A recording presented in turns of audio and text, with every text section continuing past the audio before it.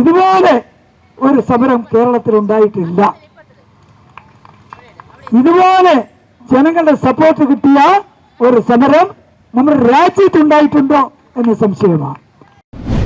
ആ വിമോചന സമരത്തിലേക്ക് ഈ ആശാവർക്കന്മാരുടെ സമരം പോകും എന്ന് ഞാൻ പറയാൻ ആഗ്രഹിക്കുക.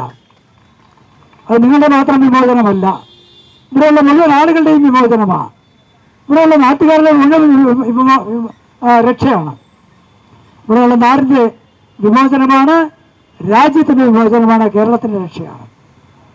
അതുകൊണ്ട് പിണറായി വിജയനെ ഉപദേശിക്കുന്ന ആരെങ്കിലുമൊക്കെ തെറ്റായ രീതിയിലാണ് ഉപദേശം കൊടുക്കുന്നത് എങ്കിൽ അവർ കൂടി മനസ്സിലാക്കാൻ പറയുകയാണ്, നിങ്ങൾ ഇതൊന്ന് മനസ്സിലാക്കുക.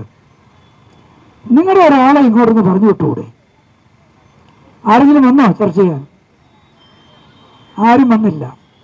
ഒരു സമരം സെക്രട്ടേറിയറ്റിന് മുമ്പിൽ 48 ദിവസം നടന്നിട്ട് ഇപ്പോൾ നിരാഹാര സത്യാഗ്രഹത്തിലേക്ക് പോയിട്ട് ഇത്രയും നാൾ കഴിഞ്ഞിട്ടും ഒന്ന് വന്ന് എന്താ നിങ്ങളുടെ പ്രശ്നം എന്ന് ചോദിക്കുവാനെങ്കിലും നിങ്ങൾക്കൊരാളില്ലേ?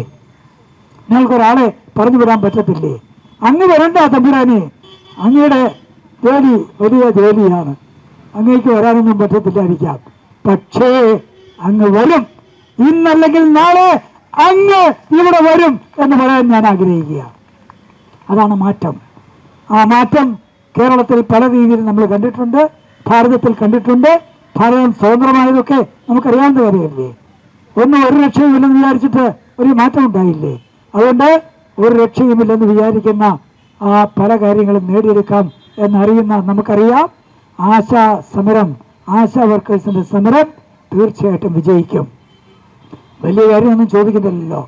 ഓണറേറിയം, തുച്ഛമായ ഓണറേറിയം അത് വർദ്ധിപ്പിച്ചു തരണം എന്ന് പറയുമ്പോൾ അതിനകത്ത് എന്നാ തെറ്റ്?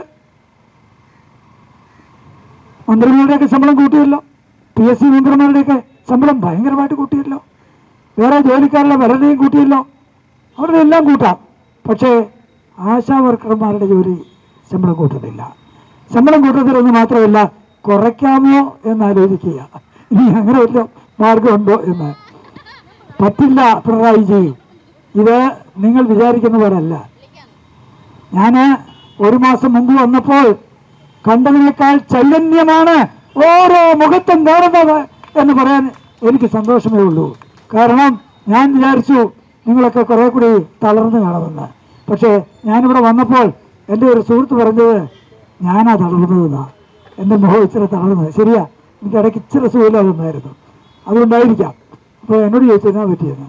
അപ്പോൾ ഞാൻ നിങ്ങളെ ഓരോരുത്തരെയും നോക്കിയപ്പോൾ ഉശ്ചിരൻ എന്ന് വേണമെങ്കിൽ പറയാവുന്ന രീതിയിലാണ് നിങ്ങളുടെ മുഖവും നിങ്ങളുടെ ചിരിയും നിങ്ങളുടെ നോട്ടവും നിങ്ങളുടെ നീക്കവും എന്ന് പറയാൻ ആഗ്രഹിക്കുക.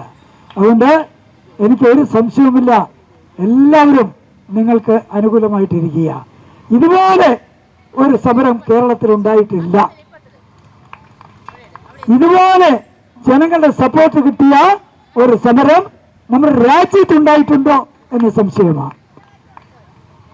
എനിക്ക് യാതൊരു സംശയവുമില്ല, ഇത്ര നല്ല വിജയമാക്കി തീർക്കുവാൻ നിങ്ങളുടെ അധ്വാനം ചെറുതായിരുന്നില്ല. അതിൻ്റെ പുറകിൽ നിങ്ങൾ വലിയ രീതിയിൽ പണിയെടുത്തു. നിങ്ങൾ ഒരുപാട് ദുഃഖിച്ചു, നിങ്ങൾ ഒരുപാട് പട്ടിണി കിടന്നു, നിങ്ങൾ ഒരുപാട് പ്രയാസം അനുഭവിച്ചു. പക്ഷേ അതൊക്കെ മനസ്സിലാക്കുവാൻ വേണ്ടപ്പെട്ടവർ തയ്യാറാകുന്നില്ല എങ്കിൽ അതിന് തയ്യാറാകണം. ഇല്ല എങ്കിൽ ഞാൻ പറഞ്ഞതുപോലെ ഇത് ഒരു വലിയ മാറ്റമായി മാറും. ഇത് ഒരിക്കലും ഇന്ത്യ കാണാത്ത സമരമായിട്ട് തീരും.